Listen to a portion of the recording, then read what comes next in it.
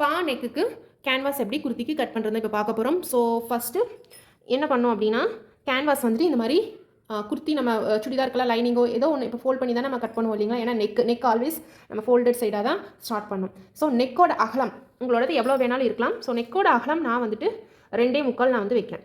சரிங்களா. நார்மல் குர்த்திக்கு இல்லை 3 கூட நீங்கள் வந்து வைக்கலாம். ஸோ நல்லா கொஞ்சம் நல்லா அகலமாக இருக்கும். ஸோ எந்த அளவாக இருந்தாலும் சரி நெக்கோட அகலம் 2.25 நான் வச்சுருக்கேன்.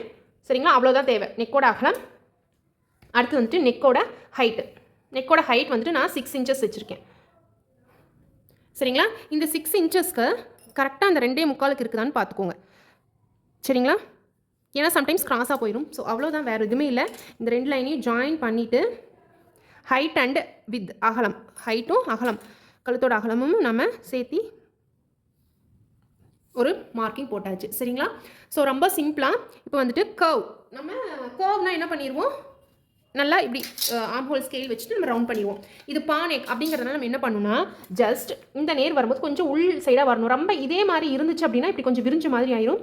ஸோ உங்களுக்கு வந்துட்டு பார்க்குறதுக்கு கொஞ்சம் அந்த லுக்காக இருக்காது. இப்படி கொஞ்சம் கிராஸாக வச்சுக்கோங்க. இந்த நேர் லைன் இருக்கா, இப்போ இந்த நேர் வந்து ஸ்ட்ரெயிட்டாக அப்படியே வந்துட்டு இந்த அளவுக்கு வந்துட்டு இங்கே நிறுத்திடுங்க. சரிங்களா. இந்த அளவுக்கு உள் பக்கமாக வந்துட்டு நிறுத்திடுங்க. அதுக்கப்புறம் இந்த உள் பக்கத்துலேருந்து ஸ்ட்ரெயிட் ஒரு லைன், இவ்வளோதான் பானைக்கு தேவையானது. சரிங்களா. இப்போது இதுக்கப்புறம் நம்ம என்ன பண்ணணும், தேவையான பா ஹைட் வந்து நம்ம போட்டாச்சு இல்லைங்களா, ட்ரா பண்ணியாச்சு. இப்போது கேன்வாஸ் கட் பண்ணும்போது அடுத்த ஸ்டெப் நம்ம என்ன பண்ணணும்னா, இந்த மாதிரி ஒரு ஸ்கேல் வந்து வச்சுக்கோங்க. நம்ம வந்துட்டு டேப் வச்சு நம்ம அளந்து நம்ம போடும்போது நம்மளுக்கு கண்டிப்பாக கஷ்டமாக இருக்கும். ஸோ ஸ்கேல் வச்சுட்டு இந்த மாதிரி அவுட்டர் லேயர் வந்து வரைஞ்சிட்டிங்கன்னா ஒரே மாதிரி வந்து உங்களுக்கு இருக்கும். சரிங்களா. இது இங்கேயா, ஸோ இதையும் இப்படி எடுத்துகிட்டு போய்க்கோங்க.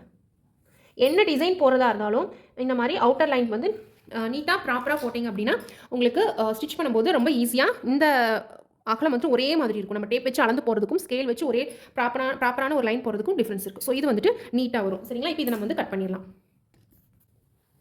இப்போது ஃபஸ்ட்டு அவுட்டர் லேயர் நான் கட் பண்ணுறேன்.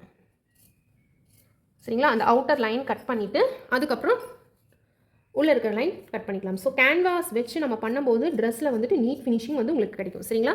ஸோ இப்போது நம்ம அவுட்டர் இது கட் பண்ணியாச்சு. ரொம்ப சிம்பிளாக கேன்வாஸோட பானைக்கு வந்து முடிஞ்சிருச்சு. இதுதான் நம்ம போட்ட பானைக்குக்கான லைன். ஸோ இதை கட் பண்ணிவிட்டு ஓப்பன் பண்ணி பார்த்தாலே உங்களுக்கு வந்துட்டு ப்ராப்பரான ஒரு லுக் வந்து உங்களுக்கு தெரிஞ்சிடும். பாருங்கள், நம்மளோட பானைக்கோட கேன்வாஸ் வந்து ரெடி ஆயிடுச்சு. ப்ராப்பராக வந்து இந்த பானைக்கு வந்து வந்திருக்கு. இது லைனிங்கில் வந்துட்டு ஐரன் பண்ணிவிட்டு நம்ம வந்து கிளாத்தில் ஃபிக்ஸ் பண்ணிக்கலாம்.